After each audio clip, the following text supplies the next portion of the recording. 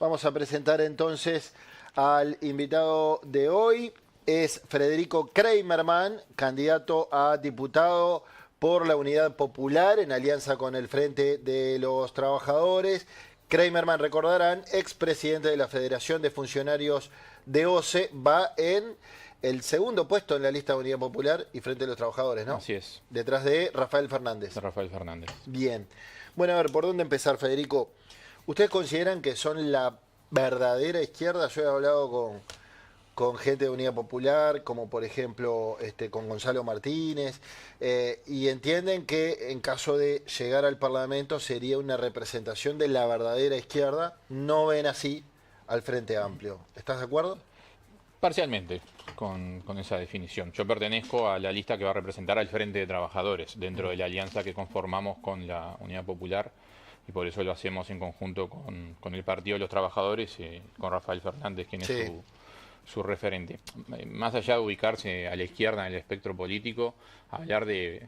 Creo que la definición de izquierda es un poco subjetiva, obviamente, permite que mucha gente se autodefina de izquierda. Lo que importa siempre son los hechos, y para nosotros lo que importa, tanto en el Parlamento como en la acción cotidiana, quienes conformamos la lista que integro yo, venimos principalmente del ámbito social, de ser dirigentes sindicales, de organizaciones barriales y demás. Y lo que importa son las posturas y acciones que uno lleva adelante en el marco de la sociedad que vivimos y con nuestras posturas y con nuestras decisiones, a quién favorecemos y a quién no. Desde el punto de vista de clase y de los trabajadores es desde donde nos posicionamos. Después, si nos quieren tildar de izquierda, más, menos izquierda, eso para nosotros es secundario, porque ya es un poco más subjetivo. Lo objetivo es que podemos definir que hay políticas que perjudican a los trabajadores objetivamente, y hemos vivido unas cuantas en el periodo reciente, también años para atrás, y tiene que ver más con qué modelo de país estamos teniendo hoy en el Uruguay, ¿sí? Y a partir de ahí, cómo nos posicionamos. Cuando se habla de esto de la izquierda, creemos sí que el progresismo defraudó a la gran base social que tuvo para llegar al gobierno, ¿no?, luego de años de acumulación en el año 2004. ¿No? Como que el Frente Amplio, entendés tú, ha traicionado los principios que lo llevaron al poder. Traicionado, no sé si sería la Intenté palabra. interpretar tus palabras, por Creo eso. que el Frente Amplio logró acceder al gobierno nacional en el año 2004 con una enorme base de apoyo popular, depositando en la gente enormes esperanzas de cambio, de transformación real de la estructura económica del país, que es lo que está detrás, y finalmente pavimentó el camino para sostener el modelo económico, que es la extranjerización del país, la entrega a los grandes capitales de los principales productos, la primarización de la economía, ¿no? Cuando miramos la celulosa, la carne, la soja, los tres principales rubros de exportación están en manos de capitales extranjeros, en cualquiera de ellos. Está claro que las pasteras no son extranjeras, está claro el 85% de los campos plantados con soja son de capitales extranjeros.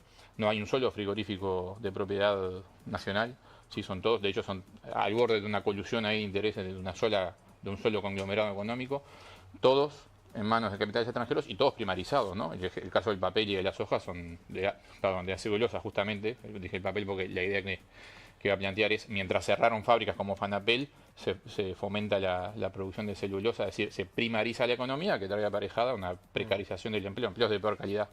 Te hago una pregunta puntual y abro el juego del panel. Pienso en la reforma de la Seguridad Social y el plebiscito que se va a juzgar el 27 de octubre. Si uno piensa, los principales líderes del Frente Amplio, que viene a ser la representación arquetípica de izquierda, Yamandu Orsi, el candidato, está en contra del plebiscito, llama a no votarlo, dice que no es buena cosa. Lo mismo el designado ministro de Economía, en caso de que gane el Frente Amplio, Gabriel Odone, lo mismo, entiende que no es buena cosa. Si bien después matizó y dijo que tampoco sería el fin del mundo, ¿no? También Carolina Cose piensa lo mismo, ni que hablar Mario Vergara y muchos otros economistas y gente vinculada a la economía desde la izquierda. Ustedes, en cambio, apoyan el plebiscito y van en ese sentido con el PIT-CNT y el Partido Comunista. ¿Por qué entienden que hay que votar el plebiscito de la Seguridad Social? Bueno, yo creo que es buena la pregunta, porque el plebiscito muestra bien la realidad política uruguaya, es un parteaguas en esta elección, no es un plebiscito más, ¿sí? No es cualquier reforma constitucional. A mí me tocó, desde el rol que tuve hasta hace poco representando un sindicato, ser parte de la discusión en la interna de la mesa representativa del PIT-CNT, apoyando la formulación actual de la papeleta, porque por supuesto que hubo discusión interna en cómo se incluían las AFAP o no. Nosotros así que fuimos parte de la discusión, que no fue fácil también en la interna del movimiento sindical. Y hoy creemos que las tres premisas que plantea la papeleta hacen que todos tengamos que tomar postura, más allá de los partidos. Es una postura en favor o en contra de los trabajadores. Y lo digo por los tres aspectos. El primero, la edad jubilatoria. El gobierno actual, en abril del 2013, votó una ley que reformó la seguridad social en muchos aspectos, reformó la base de cálculo, siendo un promedio ahora la baja para calcular la jubilación, pero la principal reforma tiene que ver con el aumento de la edad mínima obligatoria para jubilarse de 60 a 65 años. Eso, que se justificó en un déficit de cuenta del BPS y se anunciaba de antes, en realidad es una reforma estructural, ¿sí? Más trabajadores en el mercado de trabajo implica una presión a la baja de los salarios porque los trabajadores competirán por los mismos puestos de trabajo.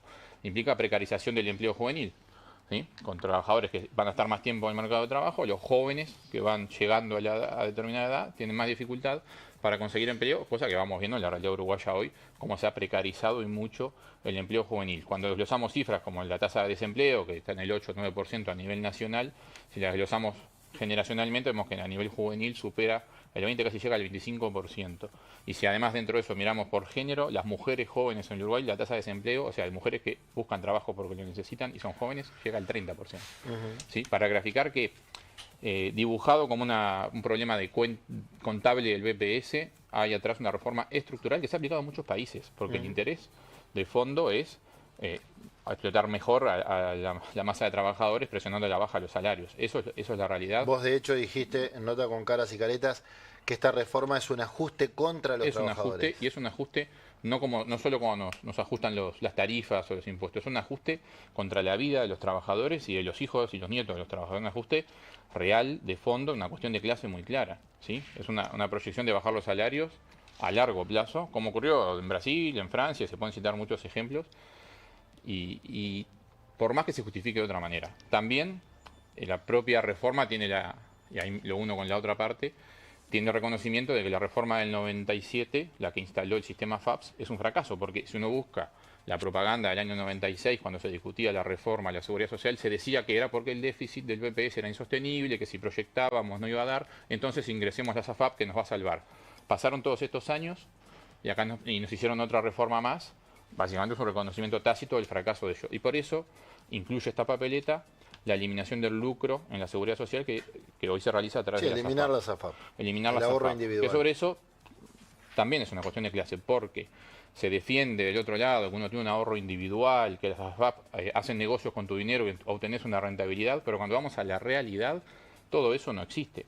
No existe ni cuánto termina cobrando un jubilado por la AFAP, salvo que viva 120 años, no recuperas nunca todo el dinero que le aportaste a la AFAP, más ahora que vamos a trabajar más, porque esto de la edad no es solo que vamos a trabajar 5 años más, sino que vamos a aportar 5 años menos, digamos, es doble lo que nos recortaron ahí, ¿no? O sea, vamos a cobrar 5 años menos de jubilación, quiero decir, vamos a aportar 5 años más y cobrar 5 años menos, ¿sí?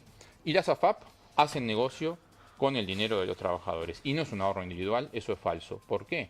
Porque si fuera mi dinero el que está ahí guardado, ¿sí? En Chile pasó algo parecido, fueron con las AFAP y tuvieron que retroceder porque la realidad fue más fuerte.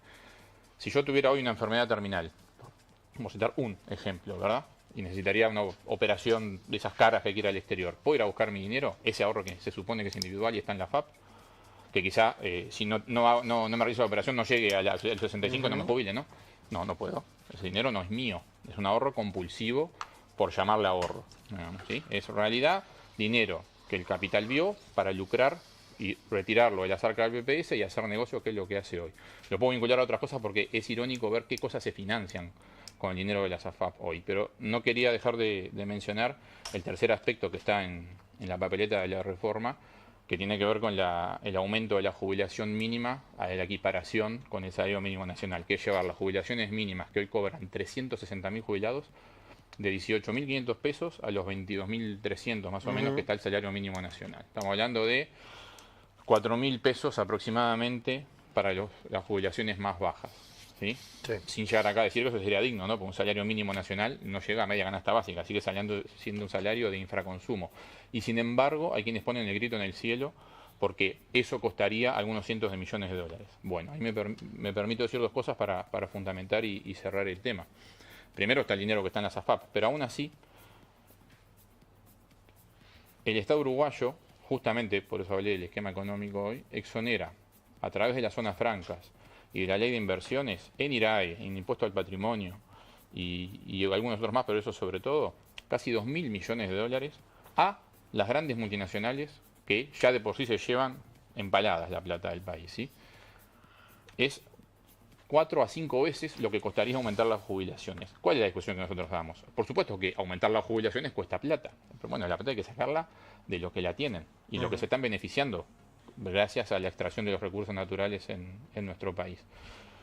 Eso para redondear por qué estamos de acuerdo y por qué esto es un parteaguas. La reforma de la seguridad social, claramente para nosotros, Papeta, favorece a los trabajadores y dejar la cosa como está es avalar la reforma del presidente de gobierno y avalar el look en la seguridad social, es decir, es contra los intereses de los trabajadores. Por eso acá los candidatos de fondo, quienes están en contra son candidatos, particularmente candidatos a favor del ajuste y de las AFAP. Bien. Antonio. Bien. ¿Qué sos de Roberto, el exministro? El hijo. Ah, sos hijo del ministro, bien. El nombre tuyo ha estado no hace muy poco por otros temas complicados, inclusive te tienen la justicia penal por poner una de las 2 bombas que existieron en OCE. ¿Estás arrepentido de haberlo hecho? Arrepentido desde el punto de vista personal, es quitar un poco de, si me permitís, le doy contexto y además está un poco vinculado al tema anterior, pero el uso de pirotecnia en la manifestación del 13 de junio, que lo que ocurría ayer era la apertura de las ofertas del proyecto Neptuno, de la licitación del proyecto Neptuno, fue consecuencia de meses de intento de diálogo con las autoridades. Quien habla, encabezando el sindicato, tuvimos reuniones desde ministro de Ambiente, el anterior ministro de Ambiente, la vicepresidenta de la República, el presidente de la República, haciendo determinados planteos que ahora me voy a permitir decirlos porque tienen mucho que ver con cómo llegamos a ese día en ausencia de respuestas, ¿sí? Y de respuestas a tres cosas que me permito decir porque si no se va a entender por qué llegamos a eso. El principal es quién paga el proyecto Neptuno. ¿Sí? El proyecto Neptuno, para que el mundo sepa, es construir una planta de agua potable en el balneario Arasatí, en San José, y bombear 85 kilómetros de agua a presión hasta la ciudad de Montevideo, y eso tiene un costo de unos 250 millones de dólares. 100 millones de dólares solo son el caño a presión, ¿sí? Pero se hace mediante un modelo que es parecido a la participación pública-privada, sin usarlo porque está el artículo 47 de la Constitución, pero un modelo que privatiza, porque la infraestructura que se construye no es para la OCE, sino que queda en manos de las empresas privadas. Hoy se formó un consorcio de empresas privadas con las principales constructoras de la Cámara de Construcción del Uruguay, que durante 28 años, una vez terminada la obra, le cobran a la OCE lo que le llaman un canon, que es como un alquiler, de unos 45 millones de dólares. No estoy entrando acá en lo que son los costos operativos, además, que tendrá la OCE por producir el agua, ¿sí? Pero solo de alquiler de la infraestructura, así como está, sin usarla, digamos, hay que agregarle después el costo de usarla, es 45 millones de dólares por un contrato que se firmó por 28 años. Eso, si hacemos una cuenta rápida, supera los 1.000 millones de dólares de ganancia para el privado, cuando la obra, si fuera de licitación tradicional, al ente público le costaría 250. Es una enorme ganancia y además se come más de la mitad del presupuesto de inversión de la OCE. Nuestro planteo principal es ¿quién paga? ¿Quién paga un negocio? Entonces estás justificando que lo que hiciste No. En base a lo que estás diciendo. Hay dos cosas más y te digo lo que pasó. Quien paga es clave, porque o subís las tarifas o empeorás el servicio, ¿sí? Porque la tarifa 2 es nacional y el proyecto Neptuno, aunque abastezca al área metropolitana, lo van a pagar todos los uruguayos, ¿sí? Y no es menor, porque además estamos hablando de un servicio esencial. Después había 2 preguntas más, que era la cuestión ambiental. Se eligió un lugar sin hacer ningún estudio de impacto ambiental, un lugar con fuertes episodios de cianobacterias, y el problema de la sal, porque me importa siempre dejar claro, desde el punto de vista técnico, el proyecto Neptuno y la planta que se instala ahí no tiene previsto quitar sal. Y ya vivimos una sequía donde vaya si hubo agua salada, incluso en el actual río Santa Lucía. Esto estaría en el río de la Plata, que tiene sal.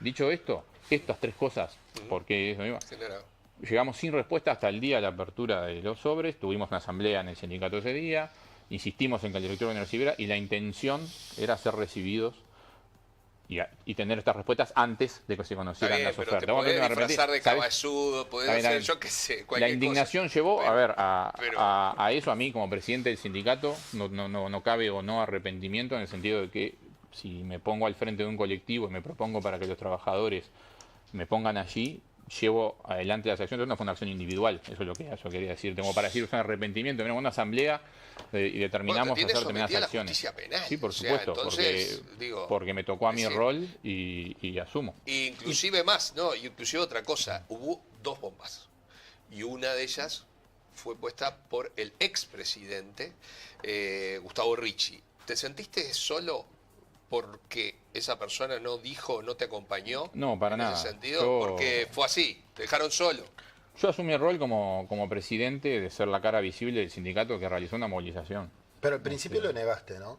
Después hubo... No, al principio me molesté cuando en un programa periodístico estaban haciendo de fiscales, digamos, antes de que la voz hiciera la denuncia ya había periodistas leyendo, parece que se sabían de memoria algunos artículos del Código Penal y me los preguntaban.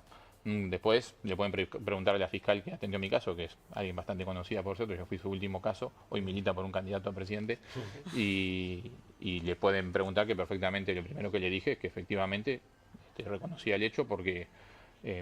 Pero estuvo consensuado, si te entiendo Sí, bien. claro, eso fue una movilización decidida por el sindicato. La asamblea del sindicato aprobó la colocación de la bomba, uno podría decir que es así. Sí, el uso de pirotecnia, de hecho, una resolución colectiva. Hay que entender el contexto, esto también era el segundo mes de sequía y los trabajadores de la OCE estaban una presión altísima, presión social altísima con respecto a que somos lo que le dábamos agua a la población. Si bien por suerte pudimos garantizar el suministro de agua, está claro que se le suministró agua no potable a la población durante meses. Y bueno, tiene un poco que ver, yo lo quería dar con 2 cosas. Una, porque el Neptuno avanzó, y si querés igual, lo único que uno puede decir es, se utilizó mucho mediáticamente para que el sindicato dejara de hacer algunas críticas. Te voy a poner un ejemplo claro. Producto de ese episodio, la OCE realiza la denuncia y a mí y a otros dirigentes sindicales nos citan a declarar a la Fiscalía. Yo tengo bien los hechos en la memoria. El 23 de agosto del 2023 a las 12:30 horas y al 23 de agosto a las 12:30 horas el directorio de OCE se reúne exactamente en simultáneo y adjudica a uno de los oferentes de aquel 13 de junio el contrato por $1.000 millones. ¿Sí? ¿Dónde estaban las cámaras de televisión? En las puertas de la Fiscalía y no en el directorio de OCE para preguntarle qué contrato estaban firmando. Misma hora, mismo día y misma hora, cada uno puede sacar sus conclusiones. Y lo otro irónico es que hoy que se firmó el contrato del Neptuno, ahora está suspendido por la justicia el Neptuno por las mismas 3 cosas. La sentencia judicial que suspende el Neptuno dice, esto no está claro dónde se financia, no hay estudio de impacto ambiental y acá hay un problema serio con la calidad del agua en referencia a la sal. Eso lo dice una sentencia judicial y es lo que decía el sindicato en aquella movilización. Por lo tanto, no estábamos planteando nada que no se supiera que era un problema real. ¿Sí? Y por último, si uno mira el contrato hoy, porque la excusa cuál es, sobre la parte financiera, el privado paga, la OCE no corre riesgo. Cuando miras el contrato, el privado, los $250 millones que le cuesta la obra civil, la construcción, toma un préstamo. Irónicamente, ¿de dónde toma el préstamo? De la República FAP. ¿Quién va a pagar el proyecto de Neptuno? Vamos a pagar los uruguayos, ese flor de negocio que le asegura a 3 empresas privadas, y a 3 empresas constructoras privadas y una extranjera además, un enorme negocio multimillonario, ¿sí? Que va a cobrar 4 veces más lo que cuesta realmente construirlo. Lo va a pagar cobrándole a la OCE, que lo va a trasladar a la tarifa, o sea, lo vamos a pagar todos, y además lo está financiando con nuestro dinero que hoy tienen las AFAP. Bien. ¿Fabián? Respecto al modelo y a las propuestas, Federico, porque bueno, uno puede escuchar críticas a lo que han sido, por ejemplo, ustedes lo plantean concretamente, un modelo económico que ha sostenido lo que ustedes califican como el progresismo, la coalición de gobierno hoy, que tiene que ver, por ejemplo, con el desarrollo de inversiones extranjeras. Ahora, ¿cuál es lo contrario, la antítesis a eso? Porque esas inversiones extranjeras, uno puede decir también, han generado infinidad de puestos de trabajo directos e indirectos en zonas donde la economía estaba duramente golpeada, sobre todo donde había mucha desocupación en el interior del país, centro, norte y demás. Si no hay eso, ¿por dónde viene la solución para las zonas más golpeadas por el desempleo, por ejemplo? ¿De dónde sale esa situación? Porque si hay que pensar en los trabajadores, hay que encontrarle la alternativa. Si suspendemos eso, entonces ¿qué? Bien, ahí hay dos o tres cosas. Primero, nuestros planteos no se separan de la realidad. Hoy la realidad es esta, es la forestación, el modelo celulósico, el modelo sojero, ¿sí? Claramente. Ahora, hay algunas cosas ahí. Primero, respecto a esto de que da trabajo y de contraponer esto con las fuentes de trabajo, da trabajo, todas estas cosas han dado trabajo en la etapa de construcción.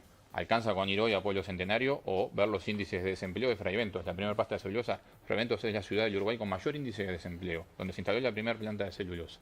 Es sabido que la soja, con respecto a otras actividades productivas en el campo, es la que menos trabajo da por hectárea, ¿sí? Porque con una sola cosechadora se cosechan enormes cantidades de hectáreas de soja, con un tipo que la maneje, ¿sí? Desplazando a los pequeños productores que sí generan mayores fuentes laborales. Eso como primer punto. Es falso que yo no dije que estoy en contra de la inversión extranjera, además dije de este formato de inversión extranjera que extranjeriza los recursos naturales, saquean los recursos naturales, no pagan nada, ¿sí? Pagan salarios y compran adentro cosas, no pagan impuestos. No pagan impuestos como sí pagan los pequeños empresarios, como paga el comerciante, como sí pagamos los trabajadores que pagamos todos los impuestos. En eso están con cabildo abierto entonces. Y estaremos, como yo lo dije, pues todo es un problema de para acá para allá, es a favor o en contra de los trabajadores. Eso como primer cosa. Después, y con todo el dinero que se les permite dejar de pagar, la verdad que sí, yo ni siquiera vine a hablar de pongamos un impuesto distinto, simplemente dejen de regalárselo, cóbrenle como le cobran a cualquiera, que por cierto, porque uno ya sabe algunas respuestas que no están acá por lo que UPM no instaló una segunda planta de celulosa por ese contrato vergonzoso que se le firmó, donde no solo no le cobramos impuestos, sino que le construimos un tren y le compramos energía eléctrica que a ellos les sobra y a nosotros capaz que no la precisamos, pero se la compramos igual y a un precio estándar, no más barato. ¿Ah? No era necesario ese contrato, UPM viene igual porque la ley forestal de hace casi 30 años ya le dio los árboles hace mucho tiempo y de hecho a través de sus subsidiarias como Forestal, Oriental y demás política tienen del gobierno millones. sanguinero. Por eso. Pues digo, es una política de Estado, la entrega de los recursos naturales en el Uruguay. No, está bien. UPM Dije sí, pero es no Estado. quiero. No, pero lo es. Yo me refiero a la política forestal. La política, el modelo que tenemos actual es una política de Estado en el sentido de que todos quienes han gobernado y hoy pretenden volver a gobernar, unos y otros, están de acuerdo con que esta sea la forma del Uruguay de insertarse al mundo porque es la necesidad de los grandes capitales extranjeros, no es la necesidad de los uruguayos. Si con un poquito de lo que dejan de pagar pudiéramos sí tenerlo en el país, ¿no? Ni que se lo lleven a las Islas Caimán ni que pasen por las zonas francas, que paguen los impuestos, podríamos desde el Estado uruguayo invertir, por ejemplo, teniendo un frigorífico nacional. No nacionalizar nuestra frigorífica, que podría ser un planteo legítimo de lo que se dice de la izquierda además. Un frigorífico nacional que por lo menos funcione como ente testigo para regular el precio de la carne. No ¿Y sin más impuestos, por ejemplo, tendría que pagar más impuestos esas industrias? Yo digo que por lo menos paguen los que existen porque se los exoneran, se los regalan.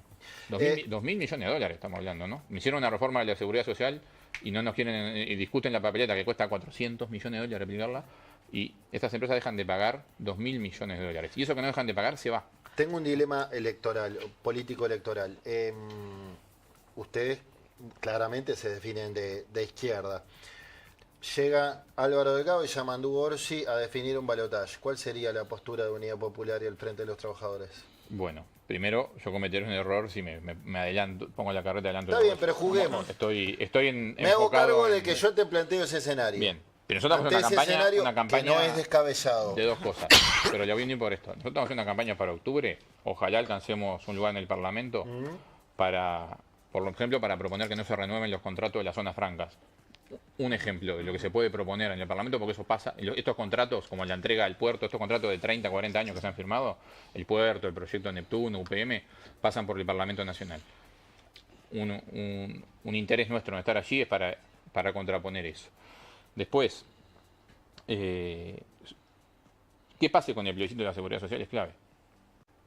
Porque eso luego hay que reglamentarlo, hay que legislarlo y reglamentarlo. Yo quiero saber la postura, hay que ver qué pasa, cuál es el resultado. Hay que ver si se gana, si se pierde por mucho o por poco, porque el progresismo habla de diálogo social, no hay mayor diálogo social que la consulta de democracia directa, donde cada uruguayo puede definir qué tipo de seguridad social quiere. Eso va a pasar el 27 de octubre. Ahí está el primer paso del diálogo social. Bueno, yo quiero ver el 28 de octubre qué dice cada uno y ahí veré qué hago. O sea, personalmente vos no has definido una postura. Lo que seguro no voy a hacer, bueno, el actual gobierno y el candidato que pretende, que tiene como eslogan ser la reelección, ha llegado a poner en cuestión la aplicación del plebiscito aunque saliera. Así que ya para que ya está claro que ahí no vamos a pelear.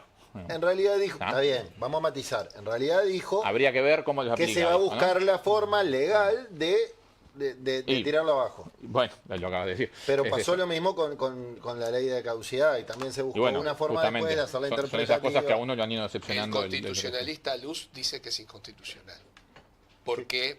Porque no puede haber ninguna ley que vaya en años anteriores, que se genere desde años anteriores a este momento. Es decir, las AFAP a partir de ahora no existirían, pero toda lo anterior... La que papeleta se prevé un pretende- mecanismo de transición que está claro. Yo siempre me refiero a los 3 pilares fundamentales de lo que cambia, pero está prevista la transición y lo que no, más allá de las interpretaciones legales, está claro que el plebiscito lo que va a hacer es manifestar la voluntad del pueblo uruguayo de en cuánto quiere topear la edad jubilatoria y qué tipo de seguridad social queremos tener, si pública y solidaria o si, Lo que o si pasa privatizada. es como un cheque una- en blanco. Después, Es como un cheque en blanco, Pero- porque lo que pero es lo más dice la democrático papeleta es que que hay. durante dos ¿un cheque años en se va blanco a analizar. a quién? Y a la gente, porque si yo en 2 años hay que reglamentar y hay que ver cómo se va a hacer. Y yo qué sé cómo se va a hacer. Bueno. ¿Y cómo sabemos? ¿Y cómo sabemos que se puede hacer? Yo te firmo un cheque en blanco diciéndote hacelo y lo metemos en la Constitución. Es un tute. No hay nada más garantista que ponerlo en la Constitución cuando hablamos del futuro de los uruguayos, porque justamente demuestra esto, que evita que los vaivenes electorales modifiquen. Pues estamos hablando, pues yo empecé diciendo, este no es un plebiscito más, Yo escuchaba como otros. la herencia. Este juega con nuestra vida. Claro, pero yo escuchaba, la plata que tenemos en las AFAPs son heredables. Y se le preguntaba, ¿pero esto elimina lo heredable? Y no, vamos a ver, porque en 2 años tenemos que estudiar para ver. Digo, La No se papeleta sabe. propone un sistema de trazabilidad donde nadie pierde su dinero y además siempre se va a mantener la fórmula de cálculo para la jubilación. ¿Sí? Eso está claro, así que todo lo otro no tiene asidero. Estoy dándome cuenta que no me contestaste la pregunta. Yo lo que Ante te un quise eventual decir balotaje. No, perdón, y voy a ser respetuoso con contestar. Sí. Primero, nuestro sector, el Frente de Trabajadores, no se va a poner a decir, los que me votaron a mí ahora, voten esto o no voten esto, de ninguna manera. Yo podré tener una opinión personal, ¿Y pero no cuál me, es tu creo opinión no me personal? creo un mesías para decirle, los que me siguen ahora, hagan lo que les parezca mejor. En todo caso, puedo dar argumento que creo que el plebiscito de la seguridad social es la mejor muestra, pero aunque no lo único, que una vez pasado el 27 de octubre, yo quiero ver sobre algunas cuestiones claves que nosotros planteamos cuál es la postura. Una de las cuestiones claves tiene que ver con la seguridad social, y ahí decido.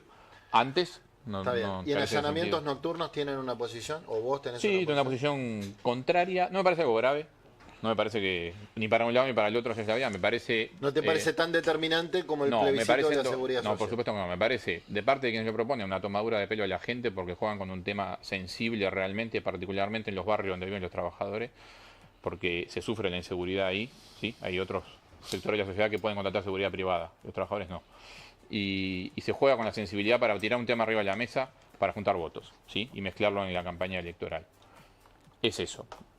Particularmente estoy en contra porque para querer atacar un aspecto del narcotráfico se vulnera un principio como el hogar como sagrado inviolable, particularmente durante la noche, y eso es peligroso. Hasta la propia sindicatos policiales están en contra, alertando por estas mismas cosas. Pero fuera de eso, me parece totalmente demagógico, sobre todo porque el problema del narcotráfico en Uruguay tiene 2 aspectos. Uno, que se recluten cada vez más jóvenes para las redes del tráfico, con el aumento del nivel de violencia que está viendo ahora, tiene que ver con el sistema económico, con la precarización del empleo juvenil, ¿no? Yo cuando escucho a quienes están saliendo ahora del gobierno diciendo creamos 80.000 puestos de trabajo, no me hacen la cuenta para atrás, ¿no? Pero no importa. Yo creo que cuáles son, si me están contando los trabajos en aplicaciones, sin desmerecer esa tarea, está claro que nadie quiere para sí mismo y para sus hijos que el futuro laboral de su hijo sea repartir pizza hasta las 3 de la mañana en moto por el centro de Montevideo, ¿no? Creo que no.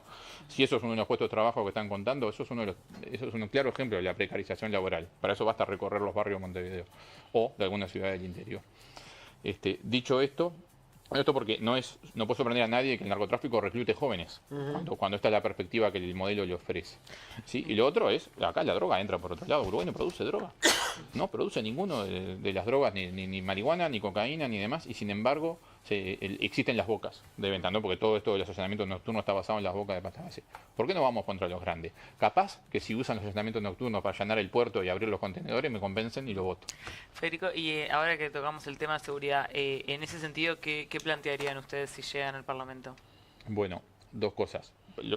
Puede ser recurrente lo que voy a decir, pero por eso mostraba el tema de la precarización del empleo juvenil, que está claro que es una de las fuentes del aumento, sobre todo de los niveles de violencia y del reclutamiento de jóvenes hacia las redes de la violencia organizada y del crimen organizado.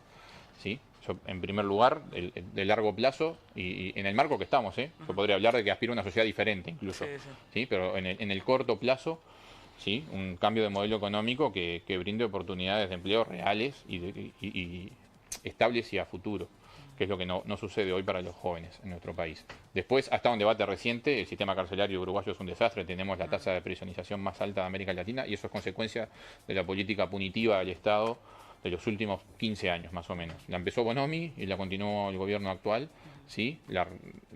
El aumento de el encarcelamiento como primer medida ante todo. ¿Propondrían un cambio en el Código Penal para...? Un cambio en el Código Penal y un cambio en el sistema carcelario de no hacinamiento. Cualquiera, todos sabemos hoy que las cárceles uruguayas no hacen otra cosa que reproducir el espiral de la violencia. Sí, hay gente que entra al CONCAR, hay gente, ahora hace poco pasó una tragedia, se murieron presos adentro de una celda. Hay casos algunos que no tenían el juicio. Estaban sin condena y se murieron dentro de una cárcel. ¿Sí? No sé si eran culpables o no. Lo que está claro es que el sistema algo está fallando. Tenemos gente metida dentro de la cárcel que todavía espera del juicio y ya está ahí. Está dentro del CONCAR. Lo único que vamos a ver todos es que de ahí no sale mejor que como entró. Muy bien. Despedimos entonces a Federico Kramerman, candidato a diputado por la Alianza de Unidad Popular con el Frente de los Trabajadores. Complicado el número de lista para recordarlo. Porque es la alianza. 1917-565. Así es la alianza de... Un teléfono. 1917 es la lista tradicional del Partido de los Trabajadores. Interno, Y 565. 565 es la lista que encabezábamos nosotros. Está muy bien. En tu caso, por el intento de llegar a la Cámara Baja. Gracias. Muchas gracias a ustedes por la invitación.